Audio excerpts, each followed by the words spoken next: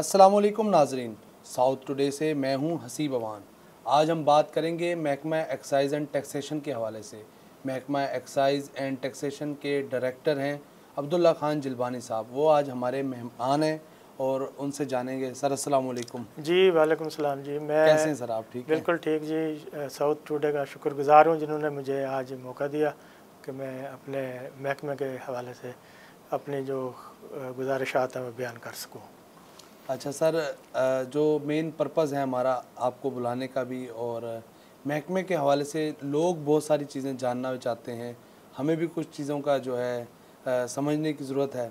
तो आज हम बेसिकली जो बात करना चाह रहे हैं वो ये है कि महकमा एक्साइज़ एंड टैक्सेशन ने जो अभी रिसेंटली प्रॉपर्टी टैक्स पर जो छूट दी है वो किस किस्म की छूट है, और जो उसमें आपका टारगेट है वो क्या रखा गया है? जी बिल्कुल। हमारा जो डिवीज़न का टारगेट है वो 2600 मिलियन है, यानी कि 2.5 अरब से ज़्यादा है। और ये हमने जो अचीव करना है 30 जून तक, और ये माली साल के दौरान होता है ये। और इस वक्त जो है चूँकि गवर्नमेंट ने बहुत सारे डिस्काउंट्स मुतारफ़ कराए हुए हैं।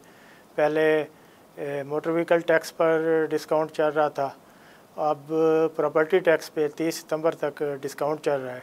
तो इस हवाले से जो है वो हमारी रिकवरी जो है वो अच्छी रही है, और हमने 24% जो टारगेट था अपना अचीव कर लिया है। और मज़ीद हमारा ख़्याल है कि हम जिस तरह लोगों का रिस्पांस आ रहा है 40% के करीब हम ले जाएंगे इसको, क्योंकि ई पे के ज़रिए भी गवर्नमेंट ने जो है वो 5% की डिस्काउंट दिया हुआ है। और ये डिस्काउंट ना सिर्फ करंट अमाउंट पर है बल्कि एरियर्स पर भी है, और इसको यूटिलाइज़ करना इंतहाई आसान है कि आप जो है अपना हमारी वेबसाइट पे जाके अपना चलान फॉर्म डाउनलोड कर सकते हैं अपनी प्रॉपर्टी का पिन नंबर देकर। और साथ में ये है कि 32 फाइनेंशियल इंस्टीट्यूशंस हैं जिनको अथराइज़ किया हुआ है, जिसमें इजी पैसा, जैज़ कैश और आपका एटीएम है। उसमें गवर्नमेंट ऑफ पंजाब की पेमेंट आप सिलेक्ट करेंगे और घर बैठे जो है आप अपना टैक्स अदा कर देंगे। अच्छा सर, इसमें जो चीज़ बेसिक है कि जो लोग से आपने टैक्स की वसूली करनी है वो उसका तरीक़ाकार क्या है, या उनको कन्वे किस तरह से जो है महकमे की तरफ से किया जाता है? जी, इसके लिए हमारे जो है वो सर्वे होता है, और ये हर 6 माह के बाद हम सर्वे कराते हैं न्यू प्रॉपर्टीज़ का, या अगर प्रॉपर्टीज़ में कोई तब्दीली आ रही है, जैसे सेल्फ से रेंटेड हो रही है, रेंटेड से सेल्फ हो रही है, तो जो हमारा फील्ड स्टाफ है वो कंटिन्यूसली सर्वे करता रहता है। और जब हम अपने उनके पार्टिकुलर्स ले लेते हैं तो फिर जो कंसर्न्ड ओनर होता है या ऑक्यूपेंट होता है उसको हम PT13 एक नोटिस है हमारा, वो 14 दिन का नोटिस होता है, वो जारी करते हैं। और उसमें वो अगर समझता है कि हमने जो तशख़ीस प्रपोज़ की हुई है वो दुरुस्त नहीं है तो वो उसके ख़िलाफ़ ऑब्जेक्शन फ़ाइल कर सकता है। और अगर ऑब्जेक्शन में उसकी तशख़ीस में कमी बेशी हो सकती है, और अगर ऑब्जेक्शन नहीं फ़ाइल करता तो फिर वो तशख़ीस फ़ाइनल हो जाती है। लेकिन फिर भी उसकी अपील जो है वो डायरेक्टर एक्साइज़ एंड टैक्सेशन जो कलेक्टर हैं उनके पास लाई करती है। वो विद इन प्रेस्क्राइब्ड पीरियड जो है उसको वो कर सकते हैं, अपील दायर कर सकते हैं। इस तरह जो है हमारा सर्वे जो लास्ट टाइम एक मेजर सर्वे होता है जो कानून में प्रोवाइडेड है कि हर 5 साल के बाद होगा, लेकिन चंद वजूहात की बिना पे 2014 के बाद ये सर्वे नहीं हो सका। इसी वजह से जो हमारी प्रॉपर्टी टैक्स की रिकवरी और उसकी तशख़ीस है वो स्टैगनेंट हो गई थी। उसमें मुख्तलिफ़ पॉलिटिकल रीज़न्स थी, तो 14 से लेके अब तक जो जनरल सर्वे होता है वो नहीं हुआ। अच्छा सर, 10 साल के दौरान यानी कि एक बड़ा गैप रहा है, तो इसमें बहुत सारे लोग जो हैं नादहिंदगान भी हो गए होंगे, नॉन टैक्स पेयर की जो है शिक में चले गए होंगे। तो ऐसे जो नादहिंदगान हैं जो महकमे को टैक्स नहीं पे करते और जो खिलवाड़ भी कर रहे हैं माशरे के साथ, इनके ख़िलाफ़ जिस तरह नोटिस की बात की गई सर्व होता है, उसके बाद क्या कार्रवाई हो सकती है महकमे की तरफ से? जी, इसमें जो कवानीन है उसमें लैंड रेवेन्यू एक्ट 1967 का कानून है, जिसके तहत हम कुर्की जायदाद कर सकते हैं और वारंट ऑफ अरेस्ट भी जारी कर सकते हैं जो क्रॉनिक डिफ़ॉल्टर्स हैं। और पिछली असम्बली ने एक स्पेशल लॉ पास किया था जिसके तहत हम कमर्शियल प्रॉपर्टीज़ जो कि 12 नोटिस के बावजूद अपने टैक्सेस और लायबिलिटीज़ क्लियर नहीं करते तो उनके ख़िलाफ़ हम सीलिंग की कार्रवाई करते हैं और प्रॉपर्टी को वाजबात की अदायगी तक सील कर देते हैं। इसके अलावा कानून के तहत जो कंसर्न सब रजिस्ट्रार वगैरह हैं उनको उस वक्त तक जब तक कि वो हमारे डिपार्टमेंट से एनओसी नहीं लेते प्रॉपर्टी ट्रांसफ़र नहीं हो सकती और मालकान और बेचने वाले पर सेलर और बायर दोनों पर ये फ़र्ज़ है कि वो जिस तरह बाकी चीज़ें चेक करते हैं इस तरह उसकी जो प्रॉपर्टी टैक्स की लायबिलिटी है वो भी चेक करें ताकि बाद में किसी किस्म के मसाइल का सामना ना करना पड़े। सर जिस तरह एनओसी की बात कर ली, कार्रवाई भी हो गई, स्पेशल लॉ भी आ गया, अगर किसी के खिलाफ़ आप तादीबी कार्रवाई कर रहे हैं और उसके बाद उसकी प्रॉपर्टी सील हो जाती है तो ये किस कदर मौसर रहता है? क्या सिर्फ अदालत से उसको रिलीफ मिल सकता है या महकमे के ऊपर कोई अथॉरिटी मौजूद है जिससे वो रिलीफ हासिल कर सकते हैं? जी, उसमें ये है कि एक तो रिलीफ के लिए जो कंसर्न्ड हमारे एक्साइज एंड टैक्सेशन ऑफिसर है वो भी अथराइज है। अगर कोई हार्डशिप केस है तो फिर डायरेक्टर एक्साइज एंड टैक्सेशन जो मौके पे डिवीजनल अफसर होता है उसके पास आके वो अगर उसकी कोई इंस्टॉलमेंट कराना चाहते हैं या कोई और उसकी रीज़न है अदम अदायगी की तो उस पर हम गौर करते हैं और उनको हम अकोमोडेट करते हैं। ताहम जहाँ जानबूझ के डिफ़ॉल्ट किया जाता है तो प्रॉपर्टी उस वक्त तक हम डीसील नहीं करते जब तक कि हमारी पेमेंट नहीं होती और ये जो हमारे कवानीन हैं इंतहाई मौसर हैं और हमारा जो डिफ़ॉल्ट है ये स्पेशल लॉज आने के बाद बहुत ज़्यादा क्लियर हुआ है और एक तरह की डेटरेंस क्रिएट हो गई है। और मज़ीद उस पर यह है कि हर महीने जो डिफ़ॉल्टिंग अमाउंट होती है उसके ऊपर 1% सरचार्ज लगता रहता है और ये सरचार्ज कंपाउंड इंटरेस्ट की तरह बढ़ता चला जाता है और जिसकी वजह से जो है आखिर में एक अच्छी खासी लायबिलिटी क्रिएट हो जाती है जिसको ना कि इवन के डायरेक्टर या कोई और भी अथॉरिटी जो है उसको वेव नहीं कर सकती। तो जैसे लोगों के इल्म में होता है वो यही कोशिश करते हैं कि बजाय हम कंपाउंड सरचार्ज पे करें क्यों ना हम 5% रियायत से इस्तेफ़ादा करते हुए अपनी ये लायबिलिटी बर वक्त क्लियर कर दें। अच्छा सर, ये सारी बातें प्रॉपर्टी के हवाले से हुई। मोटर व्हीकल का सबसे बड़ा इस टाइम जो मसला चल रहा है वो उनकी नंबर प्लेट्स और इसके साथ साथ जो स्मार्ट कार्ड इंट्रोड्यूस करवाए गए थे वो इल्तवा का शिकार हैं। बहुत सारी गाड़ियां ऐसी हैं जिनकी नंबर प्लेट्स जो है गवर्नमेंट लेवल पे इशू नहीं हुई और इसके साथ साथ जो स्मार्ट कार्ड का इशू है वो भी बहुत ज़्यादा तवील होता जा रहा है और लोगों को उसके कार्ड्स का इजरा नहीं हो रहा और प्लेट्स भी नहीं मिली। इस बारे में क्या कहेंगे? जी, ये जो रजिस्ट्रेशन स्मार्ट कार्ड्स थे ये इसको पहले हमारे पास रजिस्ट्रेशन बुक्स हुआ करती थी मैनुअल जो कि हम फौरी तौर पे मकामी अफसर जारी कर दिया करता था और उसमें ज़्यादा दिक्कत भी नहीं होती थी उसके। लेकिन ये चूँकि स्मार्ट कार्ड में इन्होंने स्पेशल फ़ीचर्स रख दिए, सिक्योरिटी फ़ीचर्स जो कि स्कैन करने से भी पता चल जाता है जिनके बारे में और इसका मटेरियल भी बाहर से इंपोर्ट करना पड़ता था।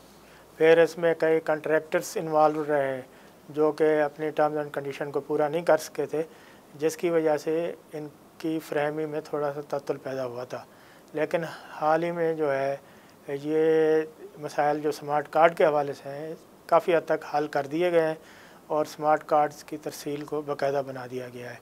इसमें एक स्टेप का इजाफा ये किया गया है कि आप हमारी वेबसाइट से अपना रजिस्ट्रेशन कार्ड जैसे रजिस्ट्रेशन होती है उसकी सॉफ्ट कॉपी डाउनलोड कर सकते हैं। अच्छा सर, इसमें ये ऐड कीजिएगा जो अगर बात करें हम फैंसी नंबर प्लेट्स भी हैं, एक बड़ा मसला है, यानी कि गैर नमूना नंबर प्लेट्स कहा जाता है, इस पे भी बताइएगा। और दूसरा साथ साथ अब नाम की नंबर प्लेट्स और मनपसंद नंबर्स का इजरा भी जो है गवर्नमेंट ने लीगल कर दिया है, तो कहाँ तक फॉल करेंगी ये जो फैंसी नंबर प्लेट्स हैं? जी, यकीनन ऐसा है कि नंबर प्लेट्स का जैसा इशू चल रहा था कि हमारे पास प्रोडक्शन का मसला था और गवर्नमेंट की एक ऑर्गेनाइजेशन के साथ हमारा कॉन्ट्रैक्ट्स था, तो जैसे इन्फ्लेशन बढ़ी उन्होंने कॉन्ट्रैक्ट्स में तयशुदा प्राइसेस के मुताबिक नंबर बनाना नहीं शुरू किया और अनड्यू इंक्रीज़ के लिए उन्होंने मुतालबा शुरू कर दिए कॉन्ट्रैक्ट से हट के। तो इस वजह से जो है उनके साथ जो हमारे मामलात थे वो स्मूथली नहीं चल पाए थे। इन सारी बातों को मद्देनज़र रखते हुए अब गवर्नमेंट ने ये डिसाइड किया है कि हम नंबर प्लेट फ़ीस चार्ज नहीं करेंगे। अब जैसे रजिस्ट्रेशन होती है उसकी हम फ़ीस चार्ज नहीं करते। उसके लिए हम आउटसोर्सिंग कर रहे हैं और थर्ड पार्टीज़ को हायर कर रहे हैं ऑल ओवर द पंजाब। तमाम शहरों में वो थर्ड पार्टीज़ जो है वो नंबर प्लेटें बना के देंगी और वो सैंपल के मुताबिक होंगी और ये प्रोसेस जो है ना वो पाइपलाइन में है। अच्छा सर, एक सख्त है थोड़ी सी बात, सरकारी इदारों की जो गाड़ियाँ होती हैं पर्सनल यूज़ में भी होती हैं अफसरान की, यानी कि उनको अलॉट की जाती हैं, देखा ये गया है कि अक्सर गाड़ियों की जो है रजिस्ट्रेशन नहीं होती। इस पर महकमा एक्साइज का क्या मौक़िफ़ है? जी, इसमें हमने काफ़ी सारी गाड़ियाँ चेक की है और इवन के पुलिस डिपार्टमेंट की भी हमने गाड़ियाँ बंद की है और रोड पे बग़ैर रजिस्ट्रेशन के और बग़ैर टोकन टैक्स की अदायगी पे गाड़ी ले आना जुर्म है। जिस तरह आप बाहर के मुल्कों में जाते हैं तो आप तसव्वुर भी नहीं कर सकते कि अनरजिस्टर्ड गाड़ी या अनफिट गाड़ी आप रोड पे नहीं ला सकते और इवन के लोग डिपोर्ट भी हो जाते हैं ये जुर्म करने पर। इसी तरह हमारी जो पब्लिक है उनके अंदर जो शहरी शऊर है वो बढ़ता जा रहा है और उनके इल्म में ये बात आ रही है कि अब बग़ैर रजिस्ट्रेशन और बग़ैर नंबर के गाड़ी नहीं चलाई जा सकती। सर, स्टाफ की भी कमी है महकमा एक्साइज को, इस बारे हुकूमत की क्या तरजीहात हैं?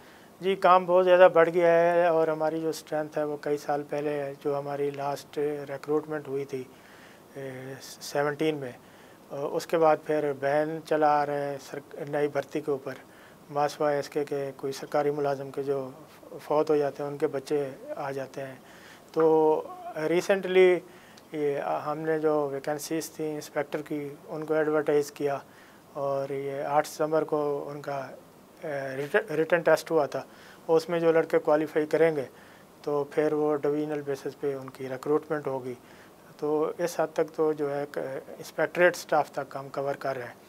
लेकिन सर, इसमें ये देखें, जो लोग डायरेक्टली आते हैं आपके दफ्तर, एक्साइज आम पब्लिक का दफ्तर है, उनको कुछ टाउट माफिया भी परेशान करता है, पैसे ऐंठने के मामलात भी होते हैं, इनके खिलाफ किस हद तक जो है मौसर कार्रवाई हुई है? जी, इसमें एक तो ये है कि अगर हमारे पास किसी किस्म की कोई डायरेक्ट कंप्लेंट आती है तो उसको हम एड्रेस करते हैं और जो भी उसमें मुलव्वस होता है, चाहे वो दफ्तर का बंदा है या दफ्तर से बाहर का है, उसके ख़िलाफ़ हम सख्त कार्रवाई करते हैं।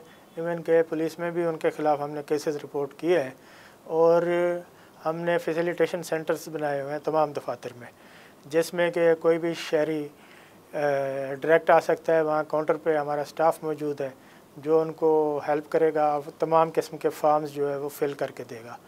मज़ीद इसमें जो है हमने टेक्नोलॉजी से भी मदद ली है और जैसे ये है कि हमारा पूरा प्रॉपर्टी टैक्स और पूरा मोटर व्हीकल टैक्स जो है, जो कि हमारी 2 मेजर लेवीज़ हैं, उन सब को हमने ऑनलाइन सिस्टम पे स्विच ओवर कर दिया है। तो अब घर बैठे आप अपना PSID जनरेट करके प्रॉपर्टी टैक्स अदा कर सकते हैं।